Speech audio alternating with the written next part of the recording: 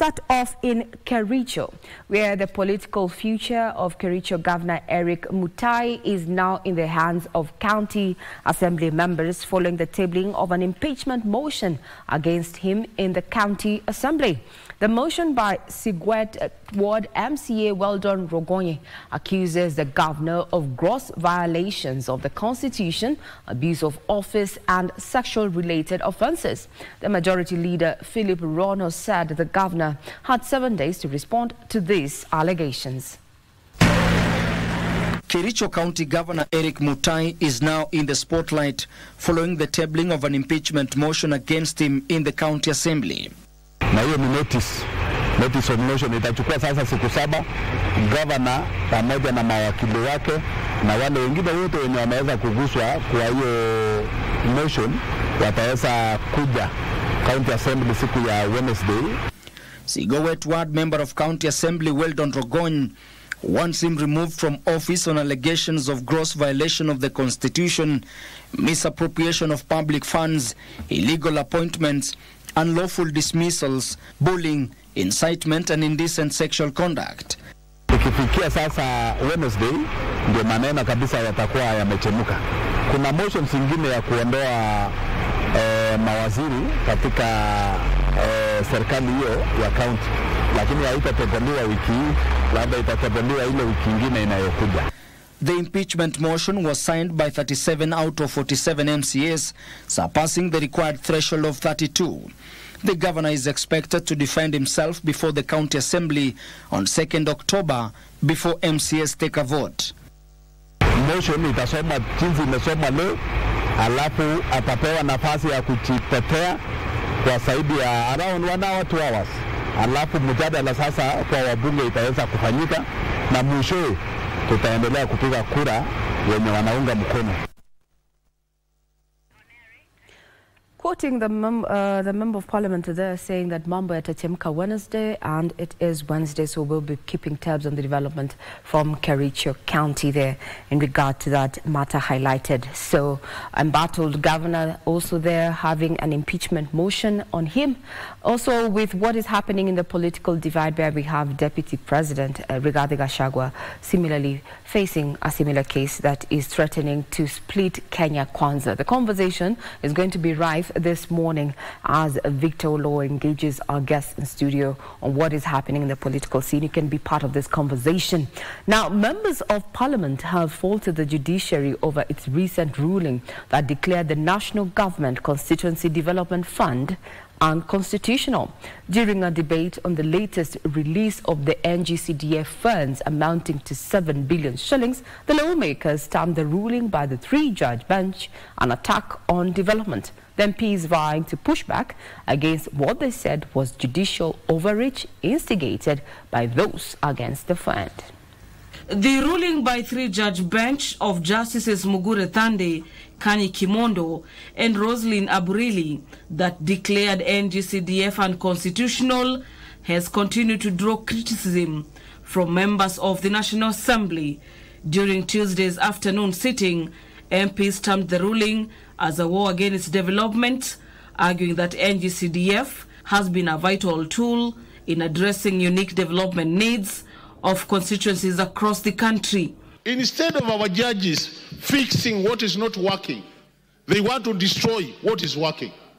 That is unfortunate, and we cannot allow that. So I want to urge our honorable members, honorable speaker, that we make sure this important fund is entrenched in the constitution, and this house has the power to do that. Mr. Speaker, for how long shall we deny Kenyans the right to enjoy a piece of the national cake, Mr. Speaker? I'm shocked and dismayed, Mr. Speaker, to see a ruling, and ideally, Mr. Speaker, the role of the 3 arms of government, Mr. Speaker, is interdependent, is to support each other for the good of the well-being of Kenya, Mr. Speaker.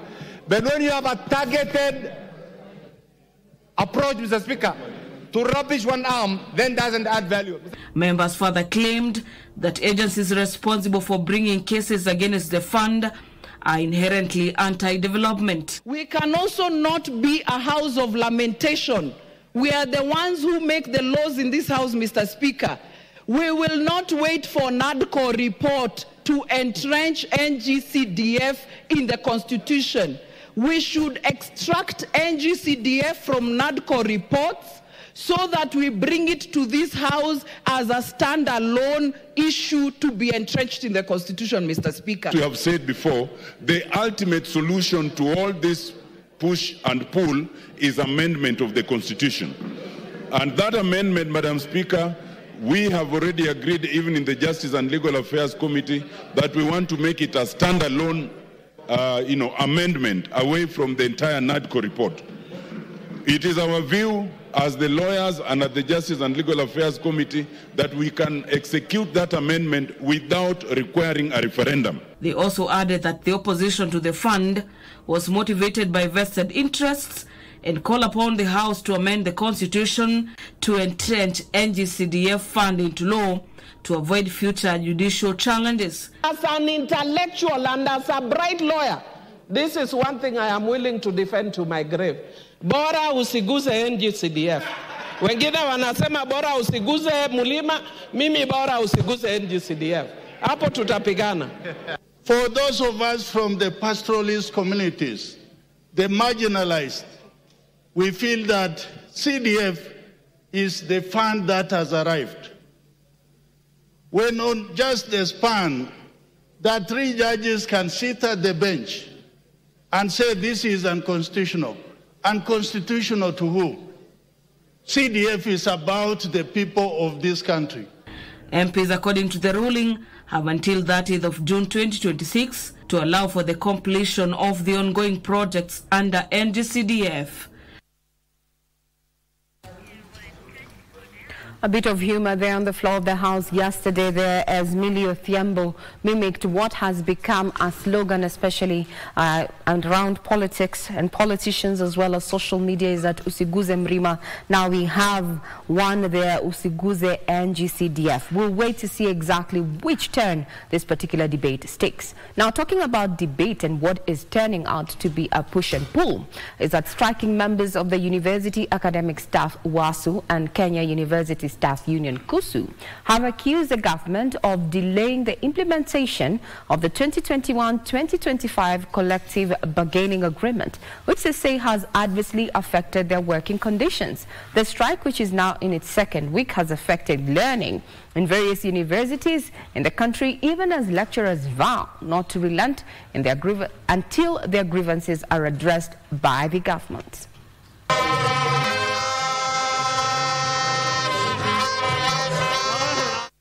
Learning in various public universities across the country has been paralyzed for the second week now after lecturers down their tools to demand the implementation of the 2021-2025 collective bargaining agreement.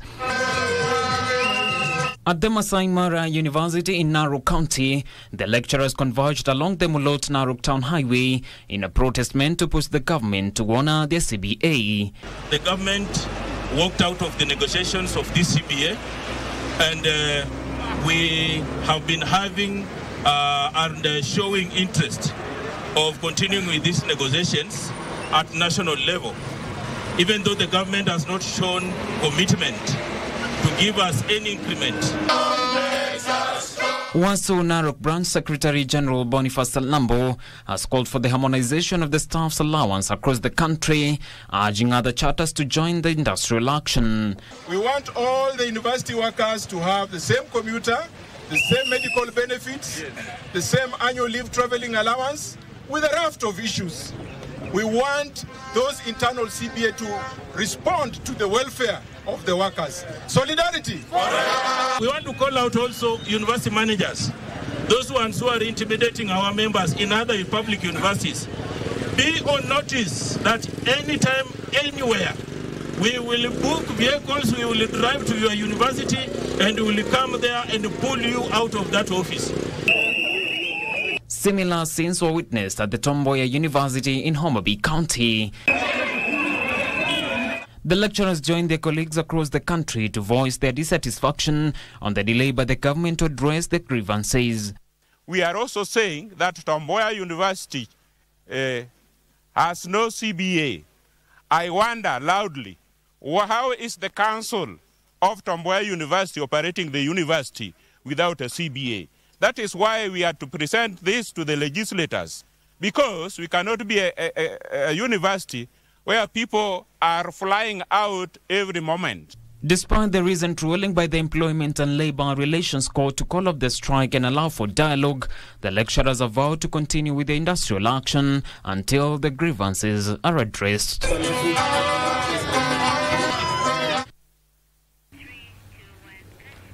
Now, Religious Organizations Bill 2024 continues to receive opposition from a section of religious leaders calling for its withdrawal. The man of the cloth said the contents of the bill were in bad faith, terming it an affront to the institution of the church. Nancy Okware has the details of the uproar on the bill that, among others, seeks to regulate church operations and tax offerings.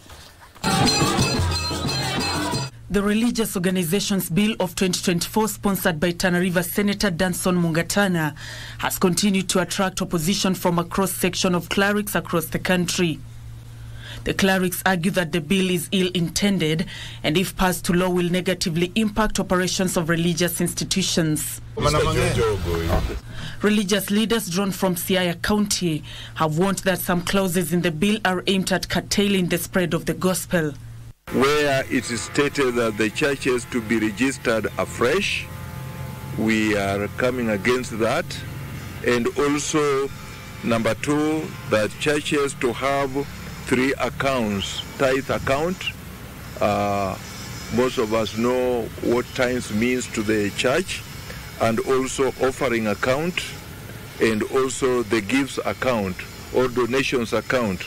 And all these, it is stated that they are all to be audited by the government and taxed. And Jesus, whom we follow, went about teaching in synagogues, in lakesides, and everywhere in markets.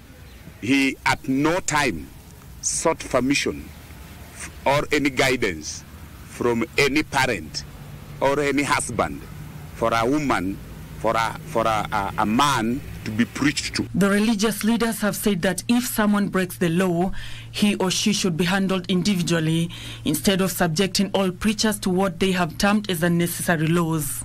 All churches that are currently registered have not done anything wrong. Just a few, like the one of the Shakahola case. So when one of the bishops or church leaders does have an issue, then it should be taken as an issue with him, not with all the churches. Similar sentiments were echoed by churches under the evangelical umbrella in Kisii County. Ningemshauri Mheshimiwa Rais na Mheshimiwa naibu wake wakumbuke tulikuwa na MOU. Waende waangalie, tulisema makanisa yawe registered kwa wingi. Hatukusema yawe registered afresh. Na tunaomba wabunge wetu ambayo tulichagua wakatufanyie kazi. Wakaweza kufanya kazi ya maendeleo, lakini sio kutafuta kuleta uhasama kati ya mashirika fulani kama kanisa pamoja na serikali. The Religious Organizations Bill of 2024 proposes churches to pay taxes on income, gifts, or profits generated from lawful activities. The bill also bars the offering of religious teachings to a child without the consent of their parent or guardian. It also bars recruitment, conversion, or attempts to convert a child from one religion to another without parental consent. It also includes penalties for non-compliance, with individuals contravening the provisions facing fines of up to 5 million shillings or 3 years imprisonment or both. So while that is raging, embattled Pastor Ezekiel Odero has failed to stop the deregistration of his church and New Life Prayer Center at the Court of Appeal. While dismissing the appeal, appellate court judges led by its president, Justices Daniel Musinga, Kathrima Mainoti and Moneki Gashoka, ruled that Odero and other church officials had not exhausted other alternative dispute resolution mechanisms provided by the law before resorting to the courts. Details of this and other stories in our Scales of Justice segments. It is back to the drawing board for renowned New Life Prayer Center, Pastor Ezekiel Odero, after a 3-judge bench of the appellate court declined to suspend a decision to deregister his church. Odero seeking to suspend High Court Judge Jairus Ngaah's decision in which was challenging the Registrar of Societies move to cancel the church's operating license. According to the court's records, NPCC defaulted in filing its annual returns on April 13, 2023, thus finding itself on the wrong side of the law. The appellate judges agreed with Ngaah, saying a party must first invoke the dispute resolution mechanisms before moving to the High Court. And 4 people have been charged with 5 counts of defrauding a business lady 13.5 million shillings. The accused allegedly defrauded Jane Wanjiru Kabiruri by pretending they can incorporate her in a tender to refurbish Moi International Sports Center and Ligi Ndogo. Senior Principal Magistrate Dolphina Alego has directed the case to be mentioned on 2nd October for further directions. Elsewhere, businessman has moved to court seeking to stop the construction of a building along Kangara Road in Lavington, where he claims it's a threat to residents' health. In an application filed by lawyer Clinton Mwale, Simolink Company Limited and Ayaga Sankale claim the accused is a neighbor on the land and an ongoing excavation has been done without proper approvals from NEMA and other relevant officers. They argue that the development will create a hazardous environment. Ruth Wamboi for Good Morning, Kenya. From the corridors of justice, now we speak matters business, where the government intends to operationalize 5 special economic zones projects in Uasin Gishu, Nakuru, Murang'a, Busia and Kirinyaga, as well as 19 county aggregation and industrial parks by end of June 2025 to boost investment and agro-processing. Deputy Chief of Staff Eliud Owalo says this will be supported by the cotton, textile and apparel policy. Kenya targets to grow exports by at least 10% annually by mainly leveraging on small businesses who will be engaged in processing of agricultural produce. We've been able now to roll out implementation of 19 county aggregation and industrial parks. These county aggregation and industrial parks are very key to rural industrialization. And they are also key to job creation and manufacturing, especially value addition at the local level. This will be through the special economic zones and county aggregation and industrial parks, as well as supportive policies to empower small, medium-sized enterprises produced mainly for the export market. The ministry has also committed to develop flagship export processing zones, and in order to nurture the small and medium enterprise exporters, with the majority of local Kenyans shareholding in horticulture, food processing, textile, apparel, commercial craft, BPOs and ICT sectors. The government will undertake coordination and tracking of procurement of textile and leather products for the disciplined forces from local manufacturers as part of the Buy Kenya, Build Kenya. Finding out whether we can undertake premium services, fast-track services for corporates and individuals wanting to engage in the Kenyan ecosystem. The Ministry of Agriculture is advocating for integration of artificial intelligence, data analytics and other technologies into the 4K clubs and young farmers groups to cultivate sustainable agricultural processes at a young age. The 4K Club Communication Officer Jane Anjero says innovations such as precision farming, use of hydroponics, smart irrigation systems and integrated pest and disease management are transforming agriculture in the country. 4K clubs and young farmers established in 2,000 schools so far are teaching learners to focus on sustainable agricultural practices, organic farming, efficient water use, and soil conservation. With the 4K clubs and the young farmers clubs is to change the mindsets of our learners towards agriculture. We need them to start appreciating that agriculture can be a very lucrative source of livelihood. When it comes to planting our beans, we dig up a hole 5 centimeters deep, around 5 centimeters deep. We plant 2 to 3 seeds per hole. So the rainbow Swiss spinach come in 3 varieties. We have the red one, which is there, the yellow one, and the wine one. The difference in color comes in with the nutrient capacity it has.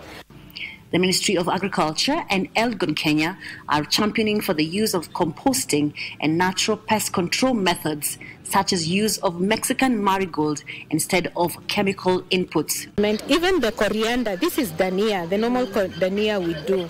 It will help to repel some of the pests that would otherwise attack our crops. The company, we are supporting them with the plots, with the irrigation, with the seed, with agronomy services. Then they are doing it by themselves. Through hands-on activities and school gardens, learners are enlightened on the importance of maintaining ecological balance and preserving biodiversity. What about those who do not like touching soil?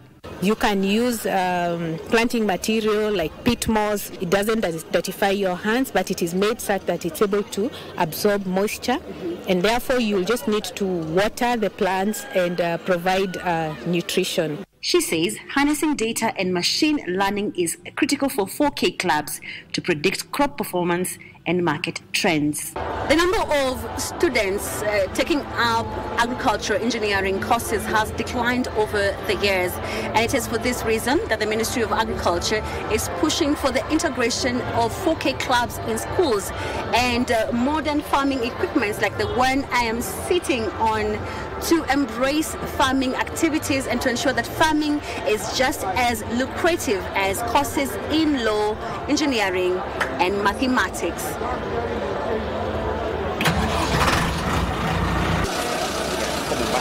That is Carol Njenga there enjoying her time at the ongoing ASK show. And just a quick fact there, what does 4K Club stand for? Well, if you are Gen Z, I do not expect you to know the answer, but